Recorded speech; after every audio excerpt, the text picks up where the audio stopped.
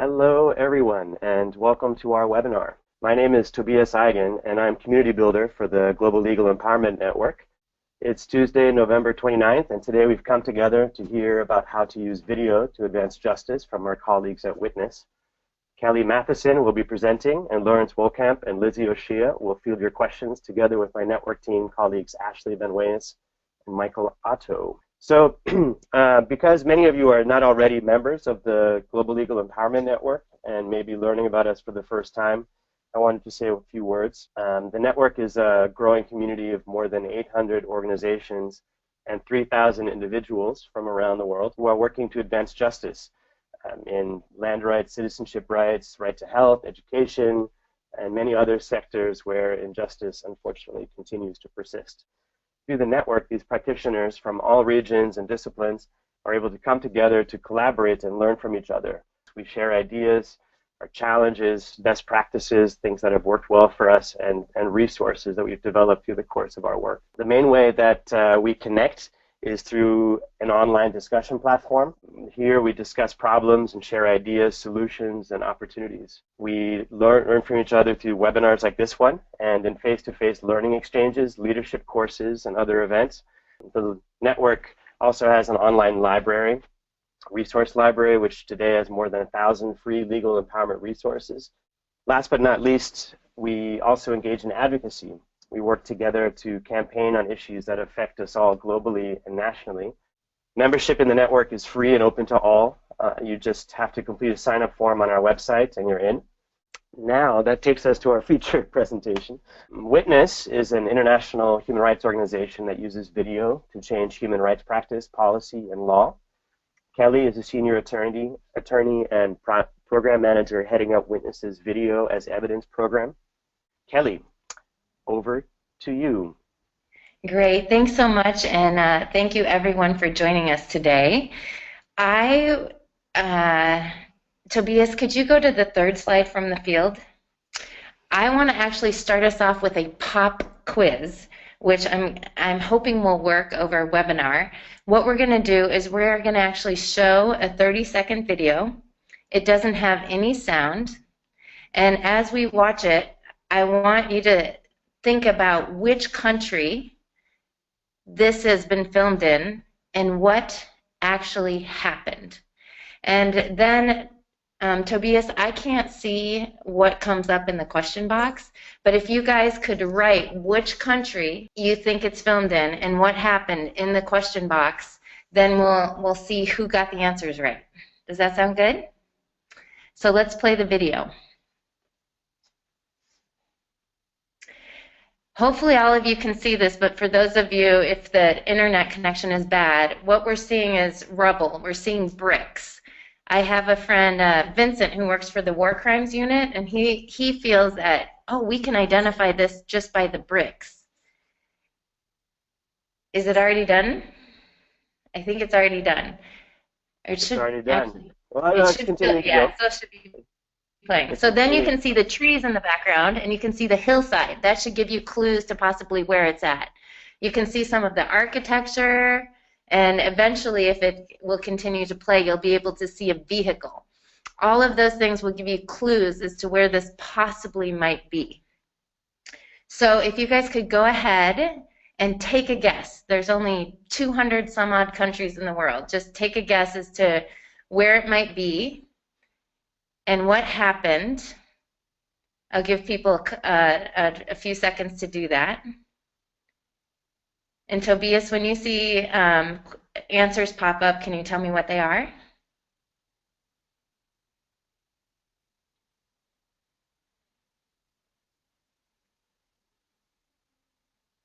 I'm seeing Mexico, Palestine, a civil war, Mexico, Central African Republic, Syria.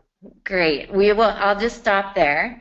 For anybody who guessed Iran, that was the right answer as far as location. And for anybody who guessed that an earthquake had happened, that is the right answer. And quite honestly, when I show videos like this, no one, or very, very rarely do people get this right. But I show these videos, and we show these videos to make a really super important point. Videos can tell us that something is wrong. We can see, obviously, that something is wrong in this village. But if we don't capture it, contextualize it, organize, and protect it properly, then video isn't actually going to be very helpful in helping us determine what happened to who and when. So what I want to do next is tell the backstory of how the video's evidence program got started, and then we're going to dive into the substance. So very briefly, I'm going to take us to the MENA region. And Tobias, could you forward the slide for me?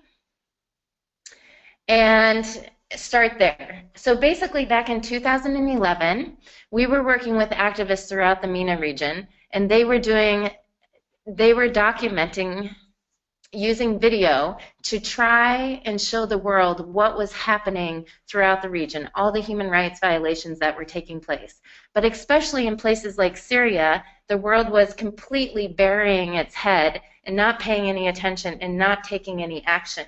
So by 2013, our colleagues in the Middle East asked us, hey, could you help us document for long-term justice and accountability? So we would enter rooms and do trainings, and during the trainings we would have lawyers sitting on one side of the room and activists sitting on the other side of the room. And the activists would be saying to the lawyers, hey, we're going out, we're documenting all of the human rights violations that are happening. We're doing this, risking our own personal lives, our own personal security, the security of our families, and we're coming back, we're giving you this footage, and you, lawyers, are not using this footage. And the lawyers are saying to the activists, hey, we completely understand that you guys are going out and risking your lives to collect this valuable footage, but the footage you're collecting isn't valuable. And it isn't valuable because so much of the footage looks like that video we just saw. You can't tell where it was shot, you can't tell what is actually wrong, and you just don't have a lot of information from it.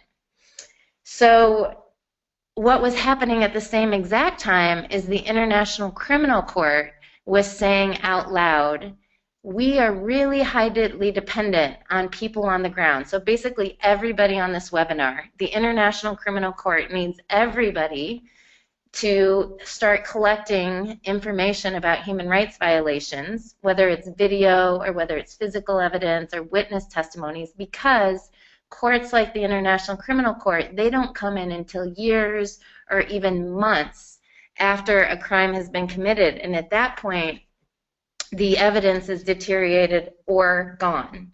And we're hearing this over and over again from commissions of inquiries, lawyers in Brazil, courts in Brazil.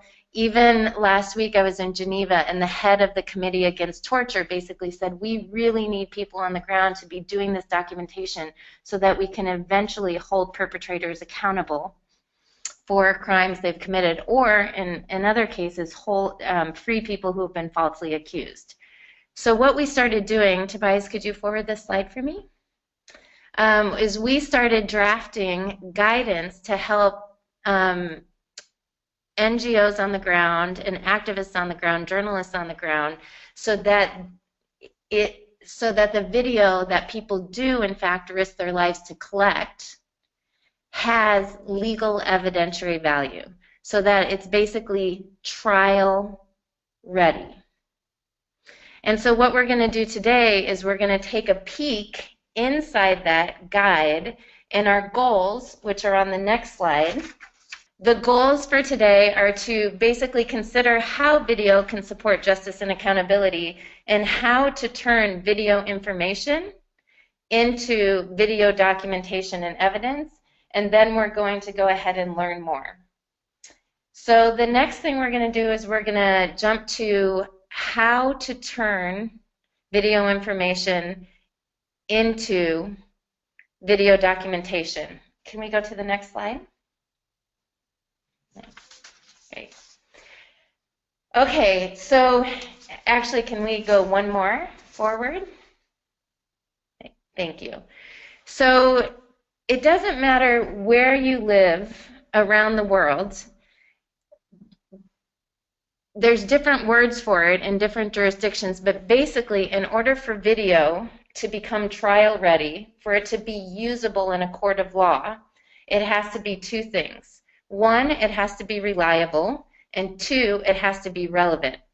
First, we're going to talk a little bit about reliability, which is really just about techniques. And then we're going to talk a little bit about relevancy, which is actually what you put in the camera's frame. It's the content of where you choose to point your camera. So when it comes to relevancy, when it comes to reliability, can we go to the next slide? Reliability is really just about camera technique. So you have to think about how you're going to film the video. You have to think about setting the time and information on your phone properly so it collects data about time and date properly. You have to think about things like filming the weather so that someone from sitting at a distance can actually look, if the date says November 1st and the weather is sunny outside, and then they go into the historic weather patterns and the weather is rainy, then they know it wasn't actually filmed on November 1st. So that is if you film the weather, it's a good way to verify things. If you film landmarks, it's a good way to verify things. So one of the things that we do is we teach people how to film so that that video can be easily verified. Tobias, can we go ahead and go to slide number 11 and play the video starting at 45 seconds? There we go. So I'm going to go ahead and talk over while we're playing this video. For those of you, hopefully everyone can see it, but this is a short 4-minute long video that teaches people on the ground how to film a crime scene. So the first thing is to add information to the video, key information, just about the videographer's name, the date, the time, so that someone sitting at a distance, if they're sitting in Brussels or in Geneva or New York City, they could actually verify it. Then the next thing is to film an overview shot with the horizon in it, so you can see the weather pattern, so you can start seeing landmarks. Oops. And then we're on the wrong video right now. Can we go back?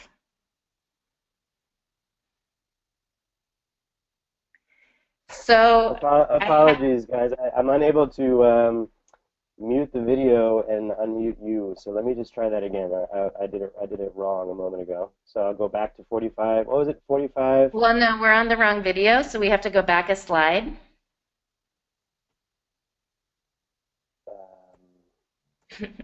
Okay, this is the one. You know what? All right, let's go back in 45 seconds. Yeah, let's not worry about playing it. And I'll just leave it at the point is we basically have guidance. I can do it. I can mute it. I just realized I was muting it the wrong way. So let me go ahead and play it, and I'll mute it first. Yeah. Okay. All right. And off it goes. So you should go ahead and be able to keep talking. Okay. So so this video basically is a 4-minute video. So very quickly, it walks you through how to film a crime scene, and it walks you through how professional investigators film a crime scene. So they add essential information about the person, about the filmmaker's name. They add the time, the date. They show the weather, they show landmarks, they show the angle of the sun compared to the landscape. And then the first thing they start out doing is actually a 360-degree pan, as you can hopefully see in the video. And this isn't a shot that if you're just making an average film, this isn't a shot you would take. It's very slow, and it's not something you would ever put inside a movie. It's not something that would be shown on the nightly news. But it's very important when it comes to crime scene videography. Tobias, can we skip 2 slides ahead now? So next one, and play this video, and we can mute that too. So this is actually a video that was taken by a crime scene investigator in the former Yugoslavia. And this video was actually used in court. It's a crime scene video as essential evidence to help convict a war criminal named Dokmanovic. I'm not going to go into the backstory of it, but I just wanted to show the video to show how slowly the 360 pan is done, how it's, again, really super boring footage that wouldn't be seen on the nightly news. But this piece of video footage played a critical role in actually convicting a war criminal. So can we go ahead and go to the next slide? Okay. And one more forward. Okay, great. So reliability, again, goes back to how you film. It's going to go back to how you save your files, how you organize it, how you archive it, and how you preserve it. So the next thing I want to touch on is relevancy. And relevancy is simply about what you decide to put in your camera's frame. Can we go to the next slide? So the key point here is that lawyers have to prove 3 different things in order to hold someone accountable for a crime. And what we call this is the anatomy of a crime. Can we go to the next slide? Once you have an idea of who the suspect is, who you believe committed that crime, then the lawyer has to prove what crime he or she committed, potentially if that crime is an international crime or whether it's just a standard crime, and I'll get to that in a minute. And then they also have to prove how the person committed the crime, and the legal term for that is motive liability. Can we go to the next slide? So when we think about what happened, your base crime is just your typical violation. It's murder, torture, rape, use of excessive force, property damage, election fraud. It's what we think about when we think about a crime being committed. Can we go to the next slide? Then an international crime is a crime that would be prosecuted at the International Criminal Court. And that means that your murder it's aggravated, right? It's it's either a war crime, a crime against humanity, or genocide. So if a lawyer wants to prove murder as a war crime, they're going to have to prove murder, and they're going to have to prove the war crime. And I'll get to an example of that in a minute. And then can we go to the next slide? In addition to proving the crime and the international context of the crime, a lawyer has to prove how a person committed a crime. And by that, there's different ways to commit a crime, in that a person can pull the trigger, him or herself, or what they could do is they could order their troops to pull the trigger. Or, for example, they could aid and abet the crime, which means perhaps providing the getaway car or providing military equipment for the bombing. So they didn't actually order the crime or commit the crime themselves, but they provided something essential so that that crime could happen. And so a lawyer has to prove all of these things to hold someone accountable. And oftentimes in the field, the activists are really focused on proving the base crime. When we see the police officer doing the beating, or we see troops coming in and pillaging places, that's where we focus our camera. But it's really, really key for all of us to learn that we also have to focus our camera on the motive liability. And so I'm going to tell us a quick story about that, and then we're going to end with questions. So can we go to the next slide? Actually, can we go to slide number 23 all the way to the field note? Okay, so there's a gentleman, his name is Namati, and back in the summer of 2012, there was a rebel group that took control of Timbuktu in Mali. And Al-Mahdi was in charge of what was called the Morality Brigade.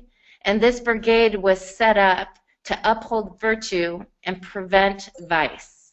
And what this Morality Brigade did is that they went around Timbuktu and they destroyed cultural, historic, and religious property from the 15th, 16th, and 12th centuries in Timbuktu.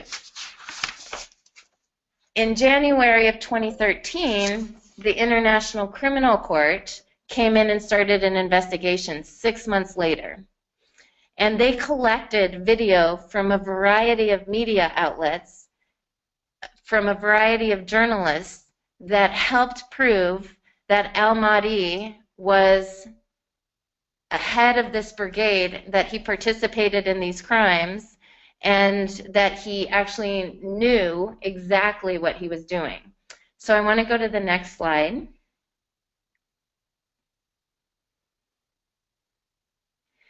So when lawyers go to prove a crime, they don't just prove destruction of historic and cultural property. What they do is they break down every single crime that they prove into what's called elements. And some of those elements are about what physically happened. The perpetrator directed an attack, for example, in number 1. And some of those elements are what the perpetrator knew. So let's look at number 5. The perpetrator was aware of the factual circumstances that established the existence of a conflict. So if you look at this elements chart, the lawyers have to prove all 10 of those things, one at a time. Theoretically, if you don't prove all 10 elements beyond a reasonable doubt, the person should be allowed to go free. So what I want to quickly do is look at how video can prove each and every one of these individual elements. So let's go to the first video. Okay. So we're going to mute this video and we're going to play it, and hopefully it'll play, and I'll talk and tell you what we're seeing. But the International Criminal Court, one of the things they had to prove is that these buildings were in fact religious buildings, that they were in fact destroyed, and that they were not military objects. So the International Criminal Court used video from the journalists that the journalists collected, and they paired it with video of these historic and religious buildings beforehand, and then they showed the destruction happening, and then they showed the crime scene afterwards. So now we're actually seeing the buildings being physically destroyed. And this was direct evidence presented in court in order to prove that Al-Mahdi was participating in the physical destruction of these buildings. Tobias, can we go to the next video?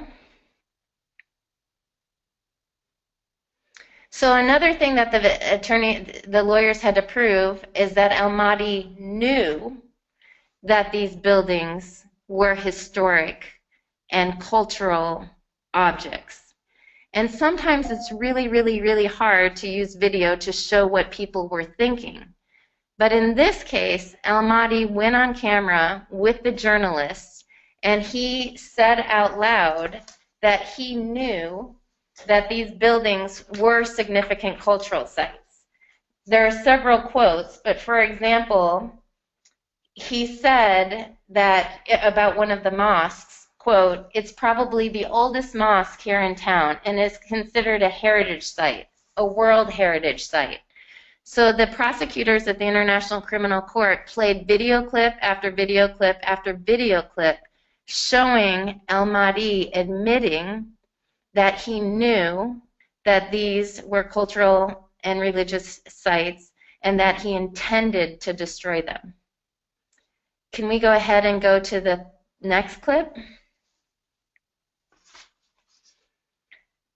Another part that the International Criminal Court had to prove was that these crimes happened during war, because otherwise it's just destruction of cultural property. But if you show that it was happening during an armed conflict, it is a more egregious crime.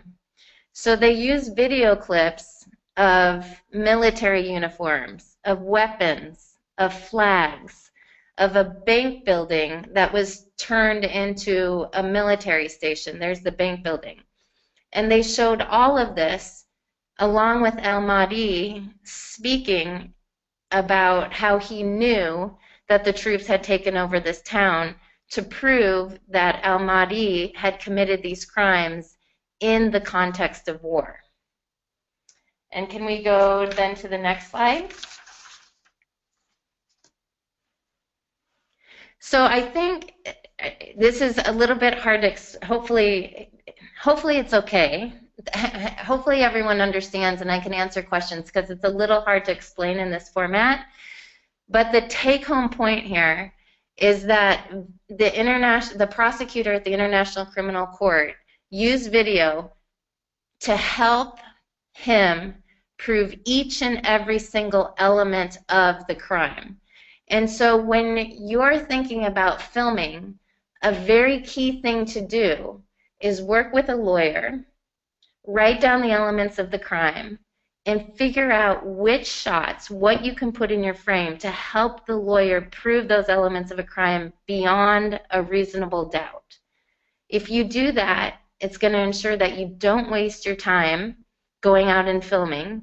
You don't risk your personal security capturing information that isn't relevant or that is duplicative.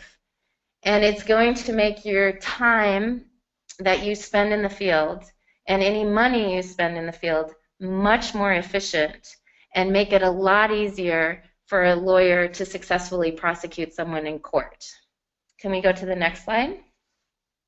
In this particular case, Namati actually pled guilty, given all of the evidence against him, and he was sentenced very recently to 9 years in jail by the judges at the International Criminal Court. So I'm going to go ahead and stop there and see what questions have come up, because that was a lot of information in a short period of time, and hopefully most of it makes sense. That was great, Kelly. Thank you so much. So now is a good time, if you haven't yet, to go to the questions pane and add your questions. So while we're waiting for some more questions to come in, here's one that I thought would be worth sharing. Kelly, is there anything different about using videos for campaigns or storytelling versus video for use in legal cases? And then also, is it okay to share videos that you want to use as evidence before you actually use them in court? Okay, so regarding the question about a difference between using videos for story and using videos for evidence, there can be, but there doesn't necessarily have to be. And by that, I mean, oftentimes we go out into the field because we are creating a story about an issue that's happening on the ground in order to move people to act, in order to change behavior, to change policy. We're going out and collecting that video purely for story purposes. For example, in the Namati case, the journalists that were collecting all that video, they did not go out intending to collect documentation that was going to eventually be used in the International Criminal Court. In the Namati case, they went out to tell a story about the cultural destruction that was happening in Timbuktu. As journalists, because they're used to, they have professional filmmaking skills, and they archive and protect their footage very well, the International Criminal Court was actually able to then turn around and use that video footage for evidence.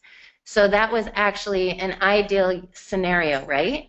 The video was used as both a storytelling mechanism, as media advocacy to alert the world that was going on, and then it was also used as damning evidence in a court of law. Sometimes, however, the security situation is such that you don't actually want to, and this gets into the sharing, you don't actually want to collect video footage that is going to be shared publicly because it's too dangerous.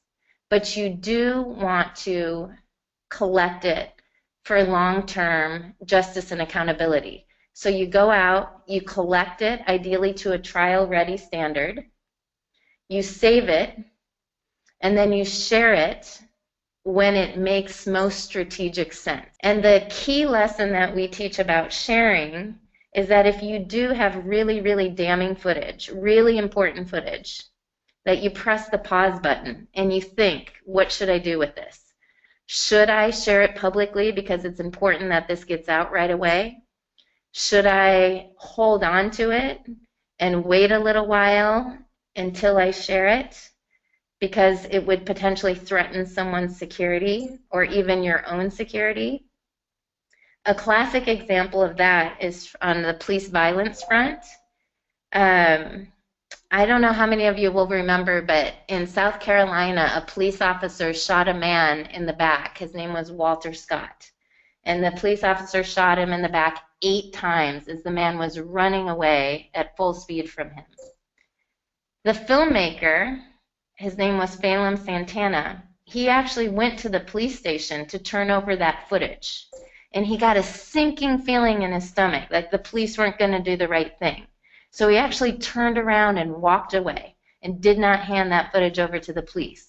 Instead, he went to the family and said, I have footage that I think you should see.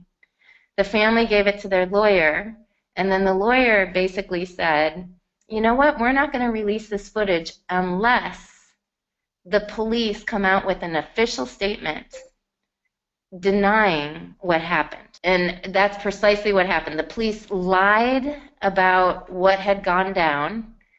As soon as that official statement was on the record, as soon as the police officer had written down his side of the story, the New York Times released the footage of what actually happened, and this police officer was caught in a lie. So not only is he in trouble now for the murder of this man named Walter Scott, but he's also in trouble for perjuring himself and lying. And so it might be really, really, really important to hold on to footage sometimes and not share it right away. And that's the big lesson, but there's a lot of details we could dive in onto that too. That's a really good explanation. Thank you so much. Another question we just received was, how do you distinguish the real record from made-up things? It seems possible that smart people could use Photoshop to produce fake videos.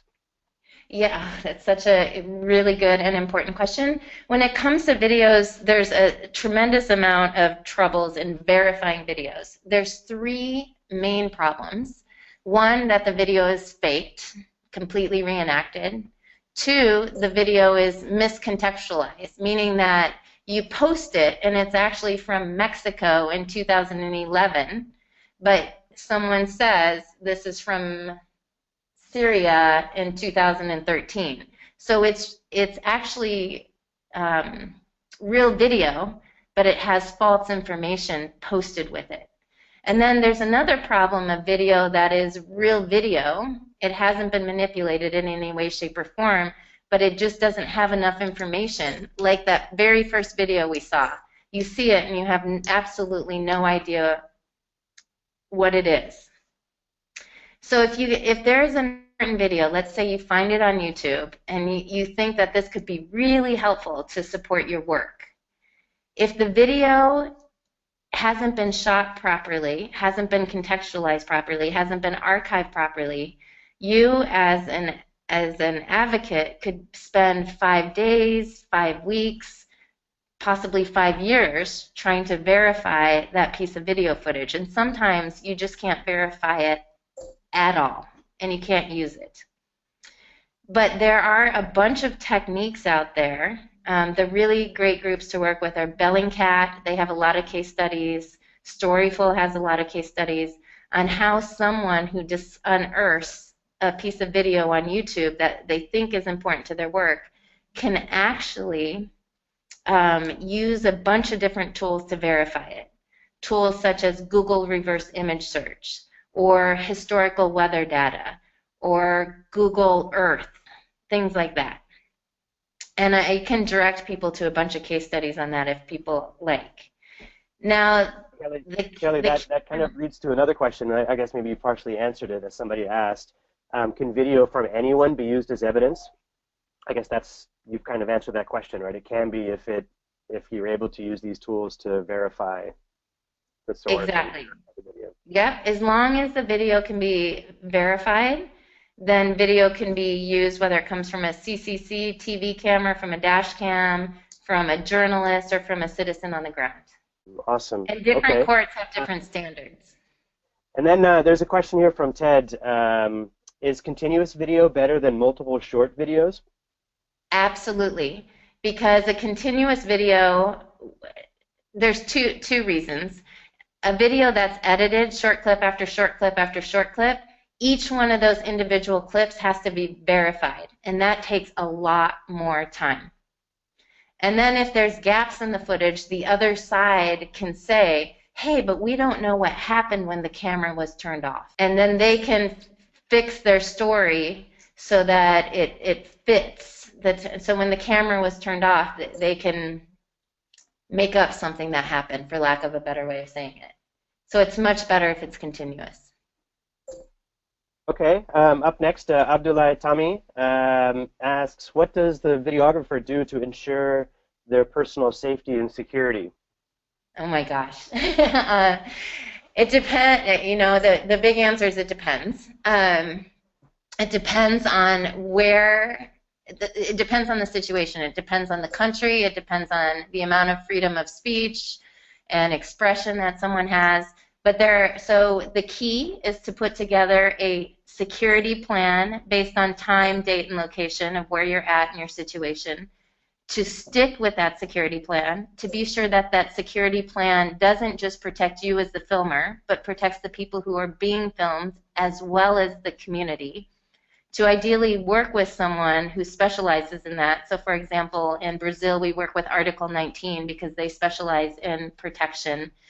And then just commit to being safe, and commit to being ethical, and commit to not sharing that video footage publicly if it is going to hurt anyone. There's also steps you can take, like blurring out someone's image before you share it. You can also film with anonymity by holding up a slate instead of using your voice or using your face. And so there's a bunch of different techniques you can use to stay safer. There's a question here from Hassan. How can videos obtained be effectively handled for advocacy for a systemic change without having it leak out before they're released? So I think the question is about keeping the video embargoed until you're ready to release it? That sounds about right, yeah. So, I mean, the key there is just making sure that if you're doing an advocacy video and you don't want it leaked, a really good example is a video that we did in Kenya on indigenous land rights. We actually couldn't have the video leaked because it was being presented at court in front of the African Commission of Human and People's Rights. So obviously you have to trust the filmmaker. You have to trust everyone in the line that's handling the film, the editor, etc. You ideally will keep it on encrypted drives. Ideally, you will be able to keep it in a safe location. And I know that these things don't always exist. But so you have to think basically about a safety and security plan for that footage, right? And then you have to make sure that you trust the people in line, and then keep it embargoed until you're ready to release it. In the Samurai case, it had all the video footage, the video evidence had to stay embargoed until a final decision was made by the court. And in that case, it was successful. But we also do have to realize that if video footage is out there on a phone, on a hard drive, etc., it can be stolen and it could be leaked. So it's definitely a risk that we're going to have to run. Zia Udin has asked about GPS. Is video acceptable as evidence without GPS information? Yep, it depends on GPS information is definitely going to strengthen your video, but if you can prove its location, for example, by using landmarks or using buildings or using the weather, using some other way of corroborating that location, it can definitely be accepted without GPS. But if you have GPS available, you might as well add that GPS to it, because it'll just make it stronger and it'll just make it easier to use in court. Another question from Ted. Is there a way to protect the forensic data of a video file, the metadata, so that it is less likely to have its authenticity challenged? For example, if there's a long, boring lead-up, is it better to not trim that from the file, or to convert it from one format to another? There's two tools out there. One is called Camera V, and one is called Eyewitness to Atrocities, and they're actually apps that put a hash over your metadata. And by that, it's basically like a signature or a watermark or like a wax seal. And if anyone manipulates in any way, shape, or form that metadata or that file, even 1 pixel, those two apps will be able to pick it up, because that hash will change. So if you really need to have, it's a way of proving that the video hasn't been manipulated. The other way of proving it would be to, you can hire someone that's a digital forensics person, and that obviously gets time consuming, and it gets financially challenging, of course, as well. So in that case, you're only going to want to hire someone if it's really that smoking gun evidence. But if you want to protect stuff from the get-go, you can go to one of those camera apps that puts one of those hashes over it. As far as cutting off the long, boring intro, keep it. If you think that this video could be used for long-term justice and accountability, keep the original file name, protect it exactly as is. If you want to use it for advocacy, put it on a different hard drive and edit it as much as you want, but definitely keep a backup of the original file. Okay, thank you for that. There was a question about filming people without their permission. What's the best approach for that? These are really good questions. In the Videos Evidence Field Guide, there is actually a section on informed consent, because that's what we're talking about.